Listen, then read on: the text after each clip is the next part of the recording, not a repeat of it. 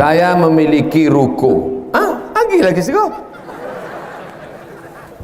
Awak mencari rukonya, lo punya ruko. Ruko ada 10 mati awak, habis diambil anak-anak. Cuba bagikan ciek ke situ, betul? Ruko itu Ustaz Somad, itu ruko yang ada di sana, saya wakafkan. Ruko siapa? Entah. Pastikan dulu punya awak. Saya punya ruko Pak Ustadz, 1 tahun 10 juta. Apakah saya wajib mengeluarkan zakatnya Pak Ustadz? Zakat pendapatan di total semua.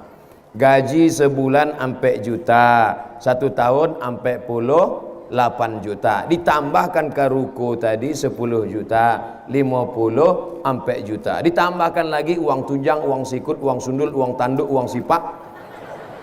Maka di total selama setahun 100 juta. Zakatnya 2,5%. Kalau zakat 100 juta 22,5%, maka zakatnya 2,5 juta. 100 juta disimpan di dalam dompet, dompetnya dikunci. Disimpan di dalam laci, lacinya dikunci. Disimpan dalam lemari, lemarinya dikunci. Disimpan di dalam kamar, kamarnya dikunci. Disimpan di dalam rumah, rumahnya dikunci. Disimpan di dalam komplek, kompleknya dikunci. Tabaka habis sadonya. Oleh sebab itu keluarkan zakatnya 2,5% di total dengan yang lain. Saya tidak akan periksa harta bapak ibu masing-masing. Kita beriman kepada Allah. Allah melihat. Apa hukumnya kuburan didatarkan Pak Ustadz? Ampun tak berani menjawab pertanyaanku. Mesti diseleksi oleh alumni Al-Kausar. Deko ditanya masalah yang batuk-batuk dan patang. Dipanggil lah adik MUI sekali lagi. Kuburan itu tak boleh lebih dari shibron, sejengkal. Gunanya supaya orang tahu. Kalau tidaknya langkahi kubur. Li ayyajlisa ahadukum ala jamratin minan nar.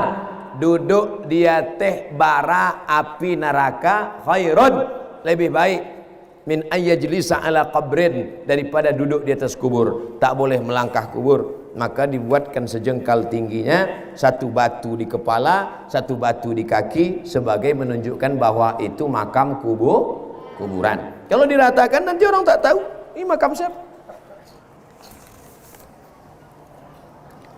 Apakah boleh anak angkat dijadikan istri? Why not?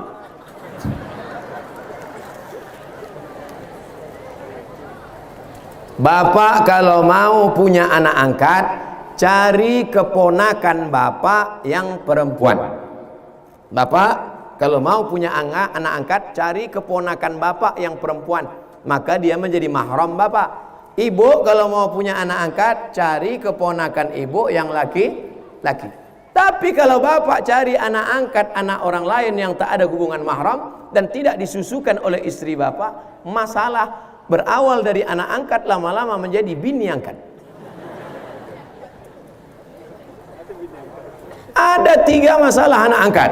Yang pertama, hukum adopsi di Indonesia menjadi bermasalah pada anak angkat ada 3. Yang pertama, anak angkat dipakai nama ayah angkat dalam penulisan bin haram. Ud'uhum li abaihim, pakai ayah kandung, tak boleh ayah angkat.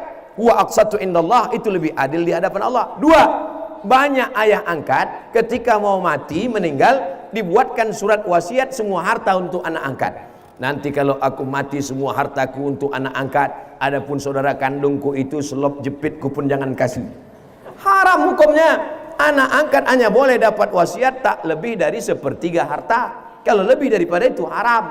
Yang ketiga yang jadi masalah adalah kalau bapak punya anak angkat, nanti bapak berdua-dua di rumah dengan dia. Ibu punya anak angkat, ibu pun berdua-dua, tak ada mahram. Haram. La yakhluwanna rajulun ma'amratin illa ma'azi mahramin. Tak boleh berdua-duaan tanpa mahram. Tapi dia udah macam anak saya Pak Ustadz. Dia udah macam ayah saya. Berapa banyak berawal dari macam, berakhir dengan macam-macam.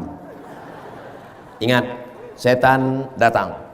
Setan datang dari depan, dari belakang, dari kanan, dari kiri. Tak 1-2 kejadian, terlalu banyak untuk diceritakan. Tonton di YouTube. lihat, dibaca di koran, di internet kejadian tentang ayah angkat, anak angkat ini. Maka kita jaga keluarga daripada perbuatan yang haram.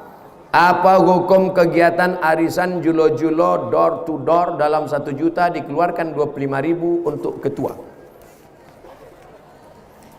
Pesertanya jelas.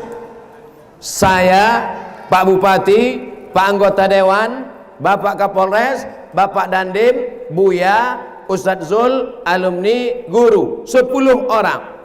1 orang 100.000. Maka diundi keluar 1 juta. Kebetulan yang diundi pertama keluar Abdul Somad. Maka akadnya waktu itu adalah akad hutang. Karena saya baru memasukkan 100.000, berarti saya berhutang 900 kepada 9 orang. Boleh. Tapi karena yang mengutip duit ini adalah salah satu, dan dia datang itu pakai ongkos minyak, tak mungkin dia naik setan, naik jin. Maka saya katakan, untuk bermusyawarah kita, bagaimana kalau untuk ongkos minyak dia ini kita kasih 20.000, sepakat, tidak riba. Tapi yang jula-jula yang haram itu begini, datang orang ke rumah kita, ibu mau tak ikut jula-jula? Nanti kalau menarik 1 juta, ibu cuma dapat 900. Itu sebetulnya jula-jula fiktif, pesertanya tak jelas, orangnya tak ada. Itu adalah rentenir riba pakai baju jula-jula. Gimana? Jelas? Kalau yang model pertama, jelas pesertanya, tahu orangnya, memang betul hitungannya 10. Betul. Tapi kalau jula-jula fiktif, pesertanya tak tahu, entah duit siapa, entah orangnya mana, akadnya tak jelas, itu sebetulnya riba rentenir tapi pakai baju jula. Hati-hati. Semoga Ustadz selalu dalam keadaan sehat. Amin. Dalam pernikahan adat Jawa ada yang namanya sungkeman. Kok di Jawa apa di Sumatera Barat kok? Itu menunjukkan orang Sumatera Barat tidak menolak siapapun yang mau datang ke Sumatera Barat. Silakan investasi, datang aman. Ini buktinya orang Jawa ada. Bagaimana sungkeman itu dalam Islam, Pak Ustadz? Lihat kaidah usul fikih. Al aslu fil asya al ibahah. Hukum asal segala sesuatu dalam Islam hukumnya boleh. Ayahnya duduk sama emaknya duduk. Jangan takut, insya Allah tak pecah. Saya 50 kilo. Ayahnya sama emaknya duduk. Tiba-tiba datanglah anak sungkem. Tak boleh berdiri, berjalan lututnya. Sampai ke situ diciumnya tangan. Pripun kapari wis pirang-pirang dina ora teko adab sopan santun tata krama, tak ada hukum salah menyalah. Tapi kalau sampai dia bersujud bersimpuh menyembah manusia, tapi rasanya sungkem sekarang pun sudah dibersihkan oleh wali songo, sudah dibersihkan oleh kiai-kiai dari yang merusak akidah. Kalau hanya sampai kepada poin yang ketiga, mulia dalam akhlak, mencium orang tua, mencium tangan, memeluk, maka hukum dalam Islam menjadi patokannya adalah Quran Sunnah, dan memahami Quran Sunnah itu dengan pemahaman ulama. Taraktu fikum amraini, kutinggalkan pada kamu 2 perkara. Intamasaktum bihima, kalau kamu pegang yang 2 ini, lan tadillu abada, kamu tak sesat untuk selamanya. Kitabullah Al-Quran wa sunnati, dan sunnah Rasulullah sallallahu alaihi wasallam. Kalau tak paham Quran, tak mengerti sunnah, kemana kita bertanya? Al ulama warathatul anbiya. Maka tanya kepada ulama-ulama kita. Di Muhammadiyah ada namanya Majelis Tarjih. Ada pendapat mazhab Hanafi, ada pendapat mazhab Maliki, ada pendapat mazhab Syafi'i, ada mazhab pendapat Hambali, ada pendapat mazhab Imam Ibnu Abi Layla, ada pendapat Imam Al-Laits, ada pendapat Imam Ibnu Katsir, ada pendapat Imam Sufyan Ats-Tsauri, ada pendapat Imam Sufyan Ibnu Uyainah. Maka datanglah ulama Majelis Tarjih mengambil pendapat ini, dimunaqashahkan, lalu kata beliau at-tarjihu fi kadza, pendapat yang kuat dalam masalah ini, maka itulah yang diamalkan dalam tradisi organisasi Muhammadiyah. Mudah-mudahan kita mengikut Quran dan Sunnah, mengikut pemahaman para ulama. Amin ya rabbal alamin. Itulah tausiah dan tanya jawab kita pada hari ini. Akhirnya saya ucapkan selamat milad Muhammadiyah yang ke-107, dan saya ucapkan selamat sukses kepada Pondok Pesantren Modern Al-Kautsar Muhammadiyah Sari Lama. Mudah-mudahan silaturahim kita ini menjadi silaturahim yang menambah umur dan memurahkan rezeki. Terima kasih segala perhatian. Mohon maaf atas segala kesilapan dan kekhilafan. Wassalamualaikum warahmatullahi wabarakatuh.